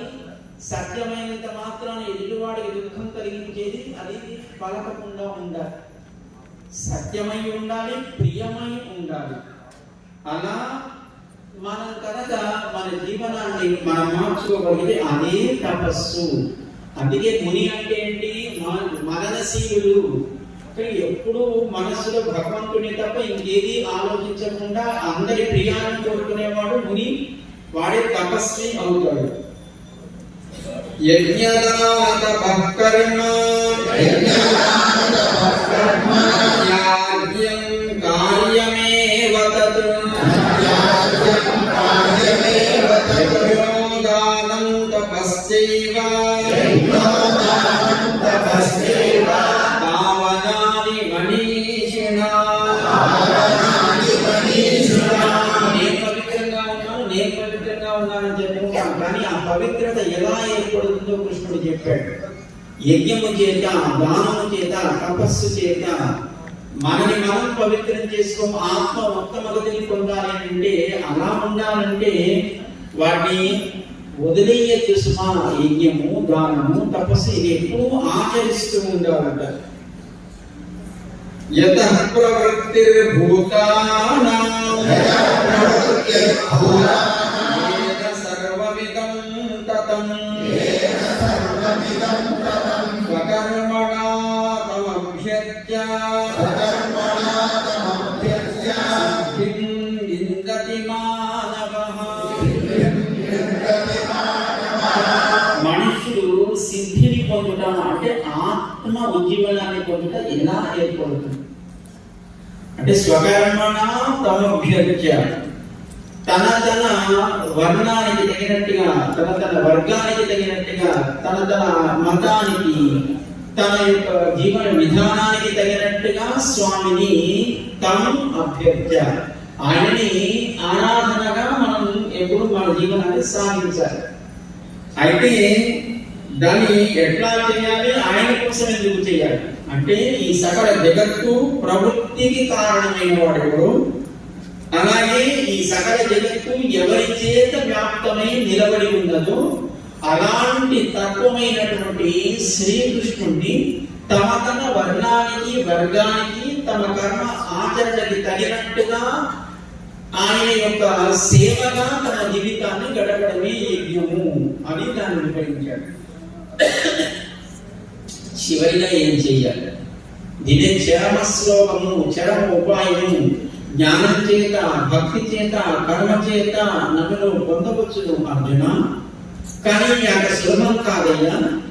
జ్ఞానము, నా జ్ఞానము అని ఒక అహంకారము, నేను జ్ఞానం కలిగిన వాడనే ఒక అహంకారము, లేదా కర్మలో కూడా ఎక్కడైనా ఒక అహంకారం ఏర్పడుతుంది, మమకారం ఏర్పడుతుంది, లేదా భక్తిలో నాకంటే గొప్పవాడు లేడనేటువంటి భావన ఏర్పడుతుంది.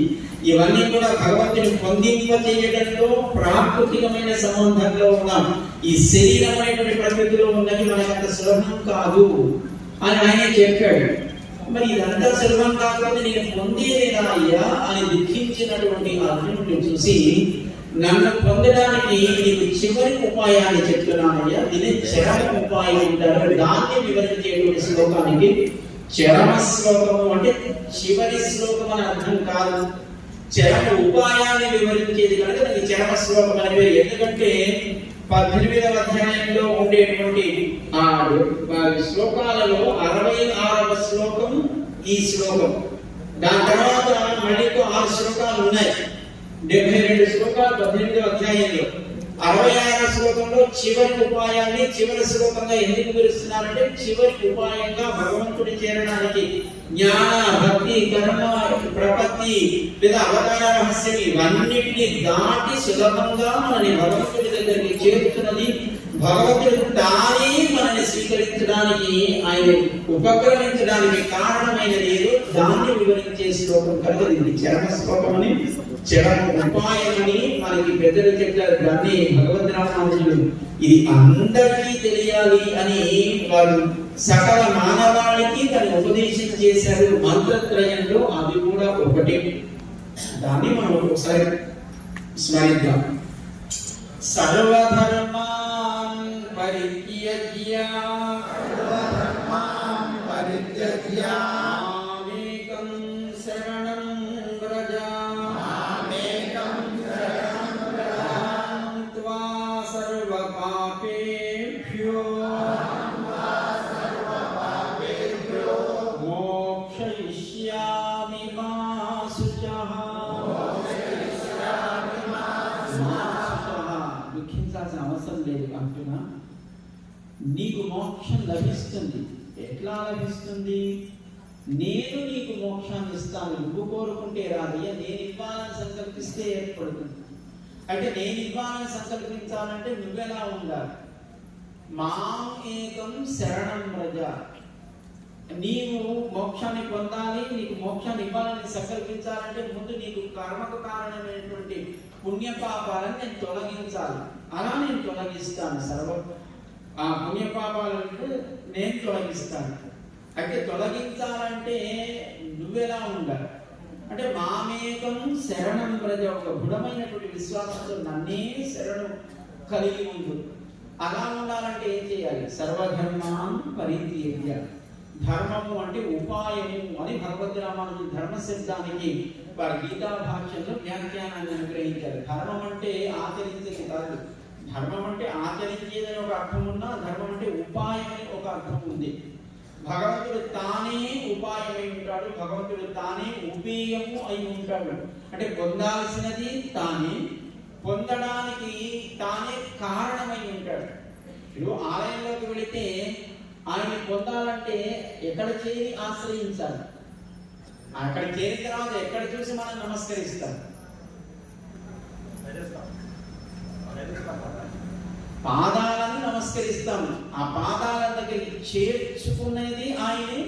పాదాల దగ్గరికి చేర్చిన తర్వాత పాదాలు ఒకటే కాదు కదా, మనం ఆశ్రయించినంత మాత్రాన మనం పొందే ఆ సంబంధం కేవలం పాదాలకు మాత్రమే పరిమితం కాదు కదా. ఆ పాదాలు, ఆ పాదాల పైన ఊరువులు, ఆ పైన ఉండేటువంటి కడిస్థానం, ఆ పైన ఉండేటువంటి విశాలమైనటువంటి వక్షస్థలం, దానికి ఆ పైన ఉండేటువంటి సకల జగత్కారణ భూతుడైనటువంటి పరమాత్మ దివ్యమంగళ విగ్రహం అంతటిని కలిపి మనకి భగవత్ పాదములుగా మనకి పెద్దలు వివరిస్తారు. అందుకే ఆలయంలోకి వెళ్ళినప్పుడు మన శిరస్సున ఆ పాద ద్వయాన్ని మన శిరస్సున దాన్ని ఒకసారి స్పర్శింపజేస్తారు ఆలయంలో వెళ్ళిన అర్చకులు మహానుభావులు. అని శఠారి అని పిలుస్తాం. అంటే పాద ద్వయాన్ని మనం ఆశ్రయిస్తాం. పాదద్వయాన్ని ఆశ్రయించడం అంటే ఆ పాదములను కలిగినటువంటి ఆ శరీరాన్ని తన దివ్యమంగళ విగ్రహంగా కలిగినటువంటి పరమచేతనుడైనటువంటి పరమాత్మని ఆశ్రయించుట. సర్వధర్మాన్ పరిత్యజ్య మాం ఏకం శరణం వ్రజ. ఇక్కడ మాం అనే పదాన్ని వాడాడు. ఆ తర్వాత అహం త్వా సర్వ పాపేభ్యో, ఇక్కడ అహం అనే పదాన్ని వాడాడు. రెండు కృష్ణుడిని వివరిస్తున్నాడు. మాం అంటే నన్నే, అహం అంటే నేనే. ఇప్పుడు నన్నే నేనే అంటే ఆయనేమో అహంకారం అహంకారాలు ఉండొద్దని చెప్తున్నాడు. కానీ తన విషయం చెప్పేటప్పుడేమో నన్నే ఆశ్రయించు, నేనే తొలగిస్తాను అని అంటున్నాడు. నేనే అనే దాంట్లో అహంకారం ఉందా లేదా? నన్నే అనడంలో మమకారం ఉంటుందా లేదా?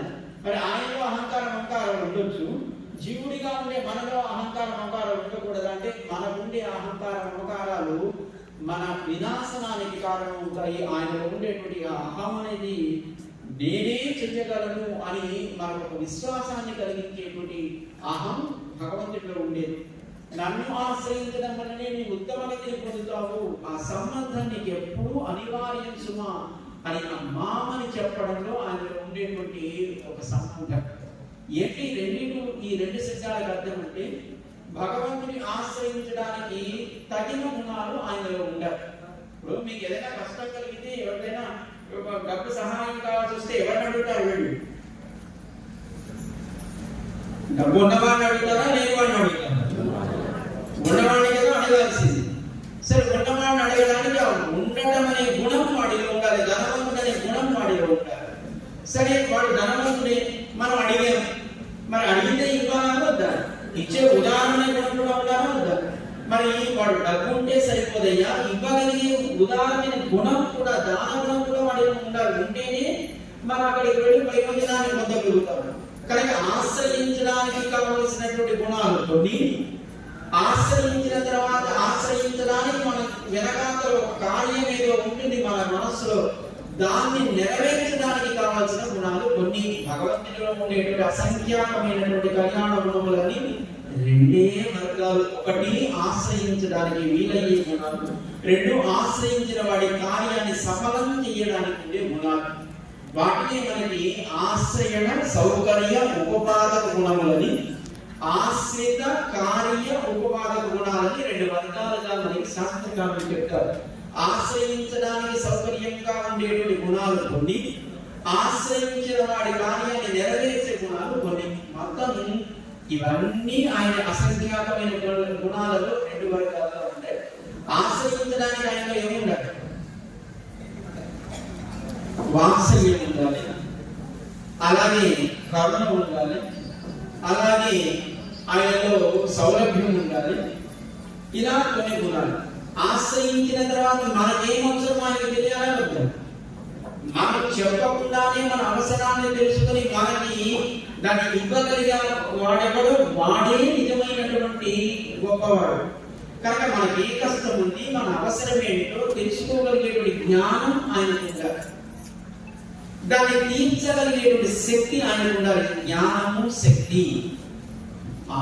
అక్కడ ఇవి మనకి ఏది కావాలో దాన్ని ఇవ్వడం కోసం ఆయన జ్ఞానం ఉండాలి, దాన్ని ఇవ్వగలిగే శక్తి ఉండాలి. మనం ఆశ్రయించడానికి తగినటువంటి గుణాలు ఆయనలో సౌలభ్యము, వాత్సల్యము, అలాగే ఆయన మనకి చేరడానికి కావాల్సినటువంటి ఉదాహరణమైన గుణాలు ఇవన్నీ కలిగి ఉంటేనే మనం ఆయన ఆశ్రయిస్తారు. మనం ఆశ్రయించిన తర్వాత మనకి కావాల్సినటువంటి ఇవ్వగలడంలో ఆయన జ్ఞానము, శక్తి, ఈ రెండు కూడా మామనే పదం చేత ఆశ్రయించడానికి తగిన గుణాలు కలిగిన వాడిగా భగవంతుడి తనను తాను చూపిస్తూ, అహమనేటువంటి శబ్దం చేత నీకు కలిగిన దాని దుఃఖాన్ని తొలగిస్తూ, నీకు అవసరమైన దాన్ని నీకు ఇవ్వడానికి నాకు ఉండేటువంటి జ్ఞానం, శక్తి నాకే ఉన్నవని చెప్పడంలో అహమనే శబ్దాన్ని ఆయన నన్ను ప్రయోగిస్తాడు అని అంటారు మనకి భగవద్రామాన్ని. అలాంటి స్వామిని ఆశ్రయిస్తూ మన జీవితాన్ని మంచి మార్గంలో నడుపుకునే ప్రయత్నం చేద్దాం. ఎక్కడైతే కృష్ణార్జునుడు వారు ఉంటారో అక్కడ విజయం తథ్యం సుమా అని ధృతరాష్ట్రుడికి వివరించాడయ్యా. మా వాళ్ళు ఉన్నారు, అక్కడ పాండవులు ఉన్నారు అని అంటున్నావు. మీ వాళ్ళు పాండవులు ఉన్నారు కానీ ఎవరి విజయం కలుగుతుందో తెలుసునా నీకు? ఎక్కడ కృష్ణార్జునుడు ఉంటారో అక్కడే విజయం ఉంటుంది సుమా. కనుక మీ వాళ్ళు 100 మంది, ఆ వెనకాతల 11 అక్షౌహిణుల సైన్యం ఉన్నా ప్రయోజనం లేదు. అవతల అంతకంటే తక్కువ ఉండి 5 పాండవులున్నా విజయం తథ్యమవుతుంది. కారణం అర్జునుడు ఆ 5లో ఉన్నాడు, అర్జునుడితో చేరి కృష్ణుడు ఉన్నాడు. ఈ కృష్ణార్జునుడు ఎక్కడ ఉంటారో అక్కడ ధర్మానికి విజయం చేకూరుతుంది సుమా. ఇది ఫలమింతే అని సంజయుడు దాన్ని నిష్కర్షగా ధృతరాష్ట్రుడికి వివరించాడు. అదే మనకి చివరి శ్లోకం. యత్ర యోగేశ్వరః కృష్ణో యత్ర పార్థో ధనుర్ధరః యత్ర శ్రీర్విజయో భూతిః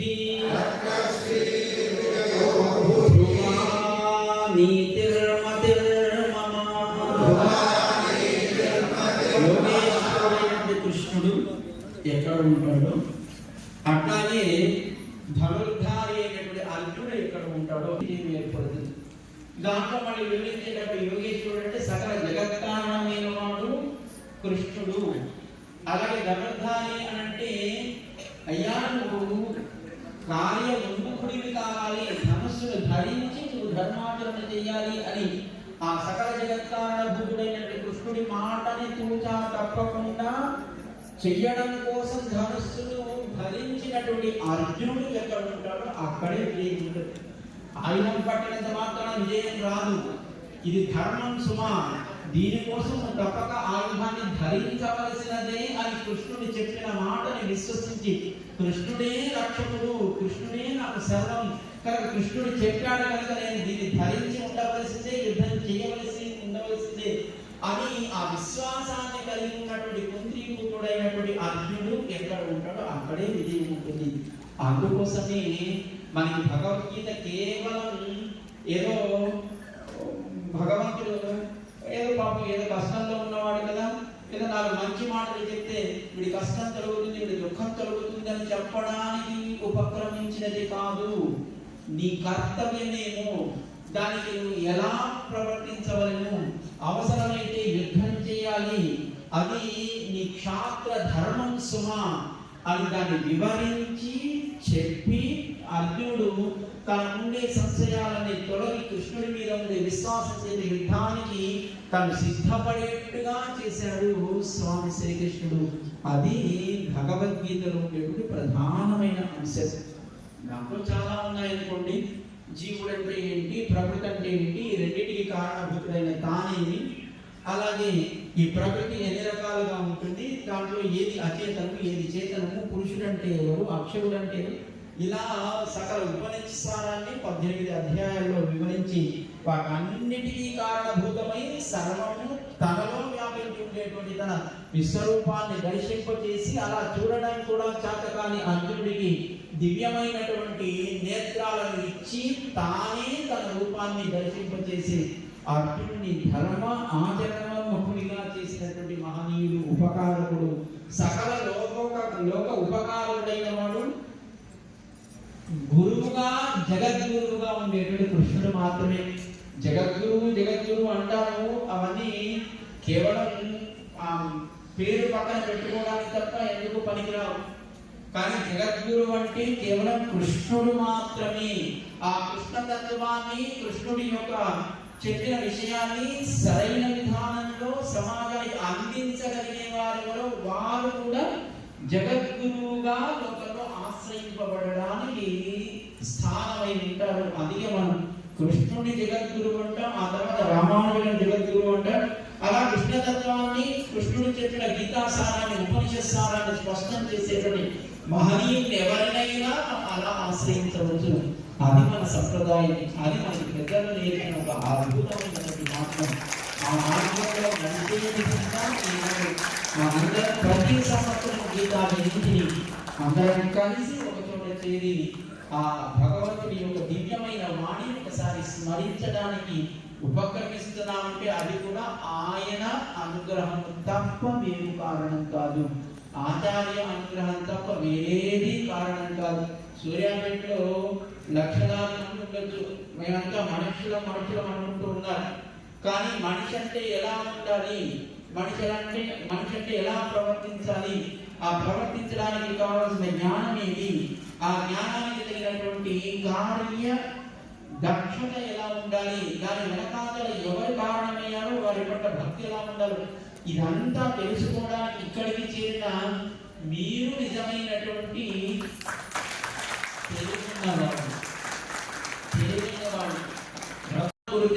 లోక సదన వర్తతే. ఎవడైనా ముందు వెళుతున్నాడంటే ఓహో వీడు వెళుతున్నాడంటే నేను కూడా వెళ్ళొచ్చు. ఎవడు వెళ్ళని మార్గంలో మనం వెళుతున్నామంటే ఏ ప్రమాదం ఉంటుందో మనకి తెలియదు. అందుకే అమ్మ కూడా మనకి తిరుపావయిలో చెప్పేటప్పుడు స్నానం చేయాలంటే ప్రవాహంలో నీ పాటికి నువ్వు వెళ్ళిపోయి దిగాలకు ఏ సుడిగుండం ఉంటుందో, ఎక్కడ లోటు ఉంటుందో, ఎక్కడ వేగం ఉంటుందో తెలియదయ్యా. నువ్వు 10 మందితో కలిసి ఆ 10 మందికి ఆ ప్రాంతపు స్థితి తెలిసిన వాళ్ళలో వాళ్ళ ద్వారా నువ్వు దాంట్లోకి దిగగలిగితే నీకు ప్రమాదం ఏర్పడకుండా ఉంటుంది. ఒకవేళ ప్రమాదం ఏర్పడినా రక్షించడానికి లోతు తెలిసిన వాళ్ళు, ఆ ప్రవాహంలో నిలబడగలిగిన వాళ్ళు ఎవరో వాళ్ళ ద్వారానే ఆ మార్గంలోకి జరిగి ఇదే మనకి కృష్ణుడు ఉపదేశం చేస్తే దాన్ని ఆచరించేట్టుగా చేసింది అమ్మ గోదమ్మ. చాలా సంతోషం. ఆచార్య అనుగ్రహం చేస్తే పెద్దల సంకల్పం చేత ఈ ప్రాంతంలో ఉండేటువంటి దేవాలయ ధార్మిక సంస్థల ఐక్య వేదిక ద్వారా ఈ కార్యక్రమాన్ని చేసుకోగలిగే ఒక అదృష్టాన్ని భగవంతుడు కృష్ణుడు మనందరికీ అనుగ్రహించినందుకు స్వామి శ్రీచరణాలలో కృతజ్ఞతాంజలిని సమర్పణ చేసుకుంటూ ఉపసంహరణకి ఉండేటువంటి శ్లోకాలను కూడా ఒకసారి స్మరించి మనం ఇప్పుడు ఈ కార్యక్రమాన్ని సుసంపన్నం చేసుకుందాం. ప్రయతః పుమాన్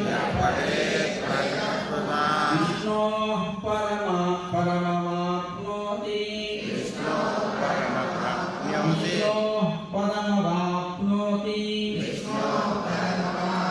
భయశోకావివర్జితః గీతాధ్యయనశీలస్య ప్రాణాయామపరస్య చ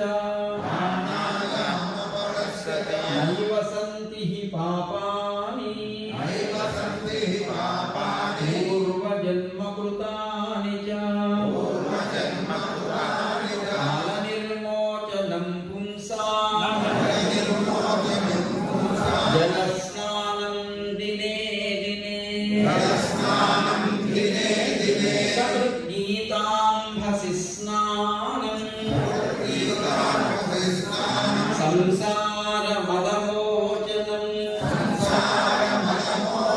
గీతా సుగీతా కర్తవ్యా కిమన్యై శాస్త్ర సంగ్రహైః యా స్వయం పద్మనాభస్య ముఖ పద్మాద్వినిసృతా భారతామృత సర్వస్వం విష్ణోర్వక్త్రాద్వినిస్మృతం గీతా గంగోదకం పీత్వా పునర్జన్మ న విద్యతే సర్వోపనిషదో గావః దోగ్ధా గోపాలనందనః ఆర్ధో వత్ససుధీర్భోక్తా దుగ్ధం గీతామృతం మహత్